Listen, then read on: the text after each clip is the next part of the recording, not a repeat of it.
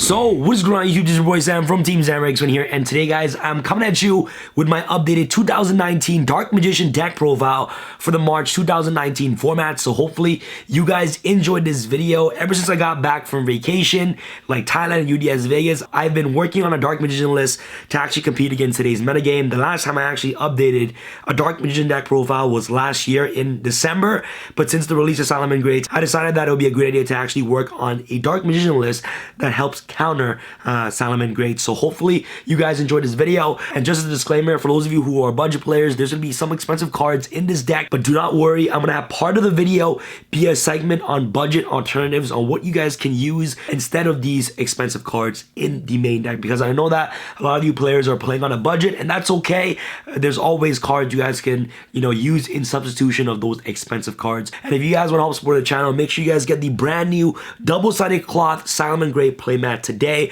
It has Balinx, Spinny, and on the other side has Mirage Stalio and also Gazelle. So if you guys want to help support me and what I do, make sure you guys visit tx1.com/shop in the link in the description box below to get the brand new Salamangreat playmat today. You guys have all been requesting for it, so here it is. I'll leave a link to my website in the link in the description box below. And if you guys want to get a Dark Magician playmat, make sure you guys get it in the description box below as well. I have some Dark Magician playmats available on the website. We're only playing one Mago Negro in this one. You know what? I just felt like I had to mix it up a little bit. I have to put in the other Dark Magician. So we're going to play Mago Negro, the Dark Magician. I feel like I have to spice things up, bro. You got to play the Dark Magician Arcana version right here. This is the trio, bro.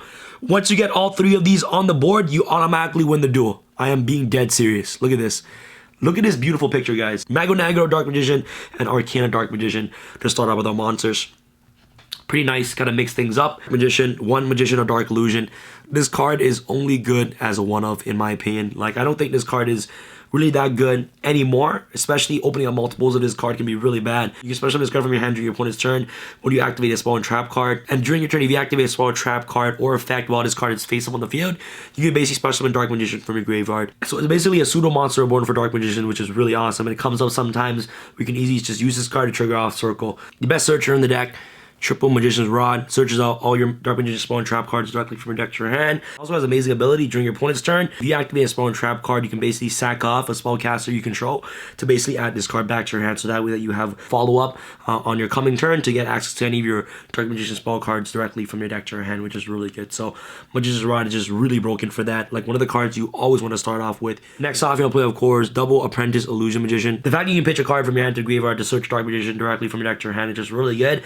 And at the same time, getting a free body presence on the board is also really nice. Navigation can also bring her out to get you access to Dark Magician directly from your deck to your hand. At the same time, when a Dark Spellcaster monster you control attacks, you can basically bump the Dark Spellcaster monster you control by 2,000 attack, which is really amazing. And then last but not least, guys, I still stand firm that this version is absolutely correct.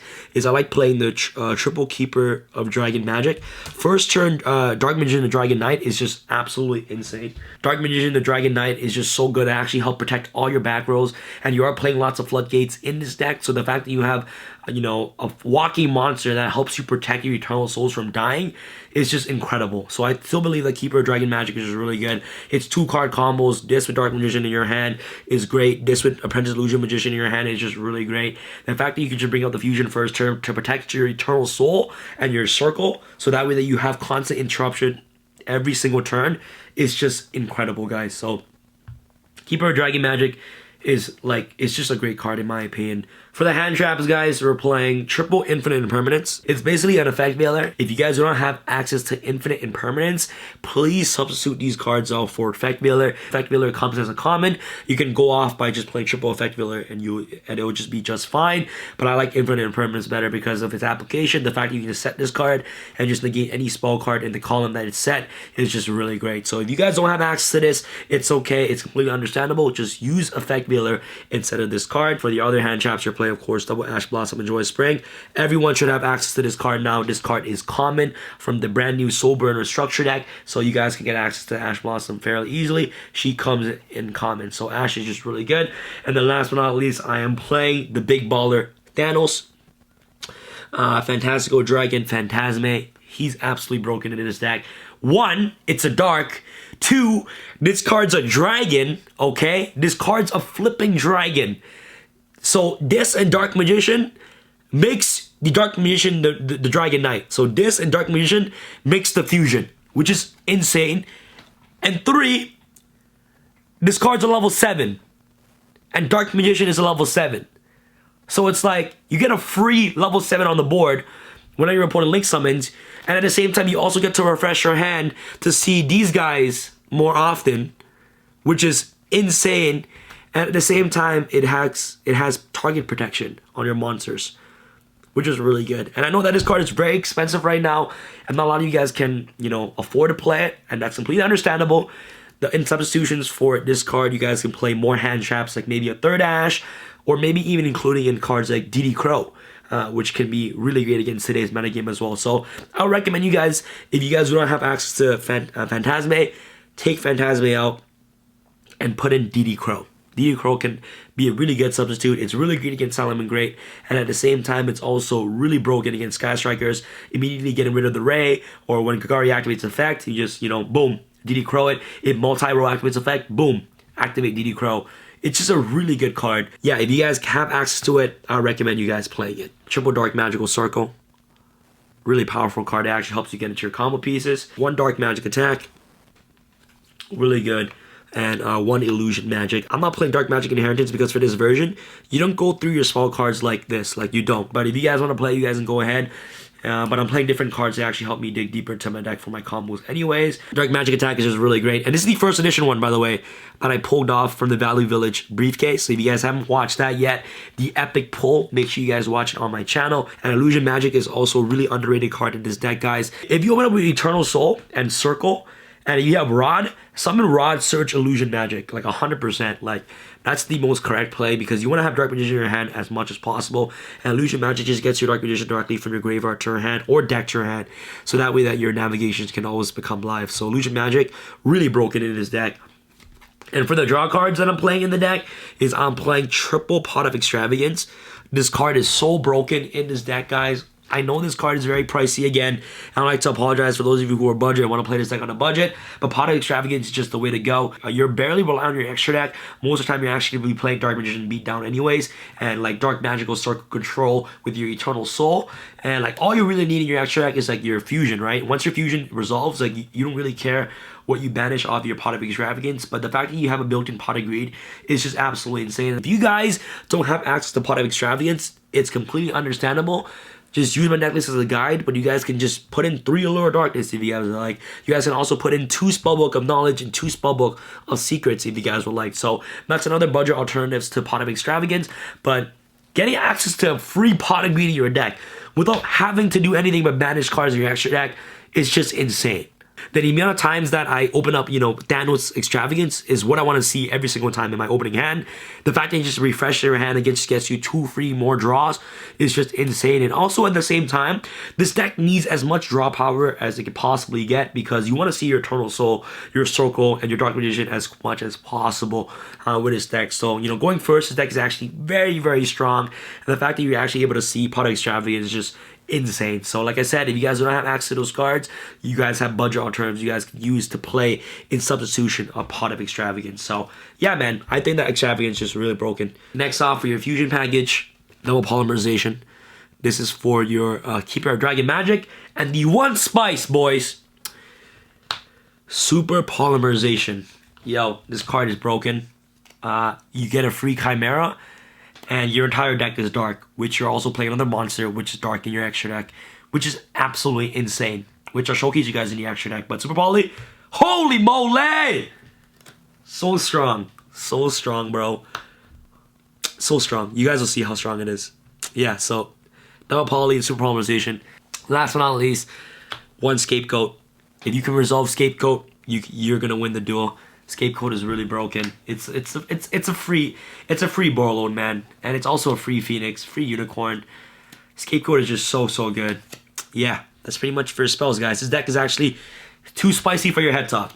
Triple Navigation, really good. A lot of people forget Navigation secondary effect. You can banish this card from the graveyard, or you control Dark Magician to basically negate any effect or spell and trap card for that turn. You guys don't understand how broken this card is? Yes, it has the biggest downfall, but that's why you're playing Keeper of Dragon Magic, to bring out the fusion first turn.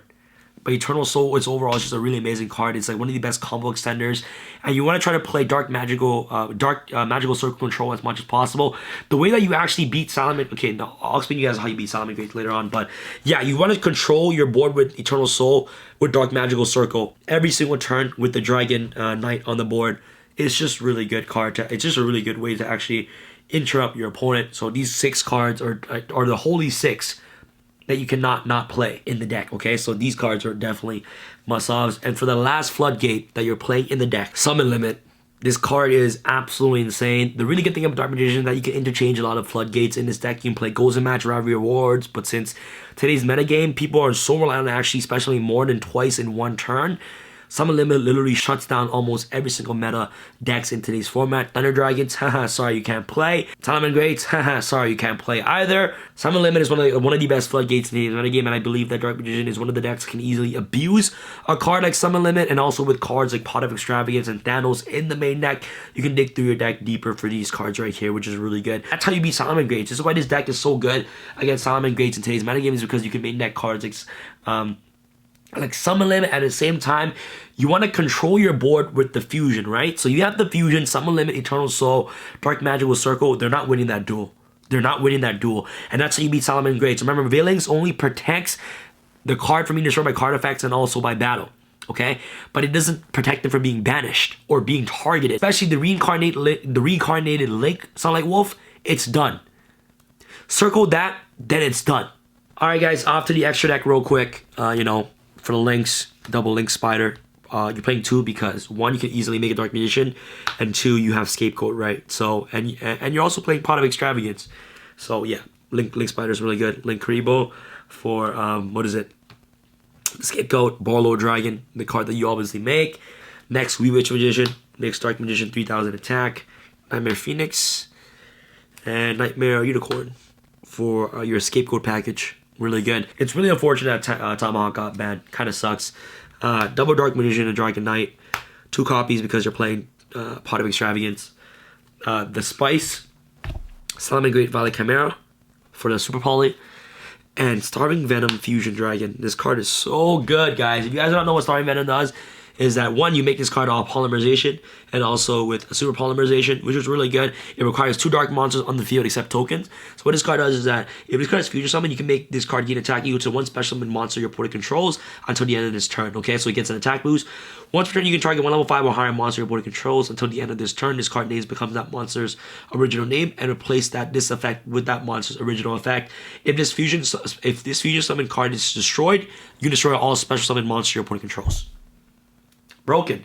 So if you have this card on the board and you fusion summon it correctly and your Eternal Soul dies, this card will die and it will at the same time nuke your opponent's board as well, which is insane. And sometimes I'll just go Dark Magician, Apprentice, attack, activate Super Poly, summon this, attack for game. Like, that's GG, bro. And at the same time, guys, with Dark Magic, the Dragon Knight, it requires Dark Magician and 1 dragon monster, and Thanos is a dragon, so you can easily make that. So the synergy, guys, synergy.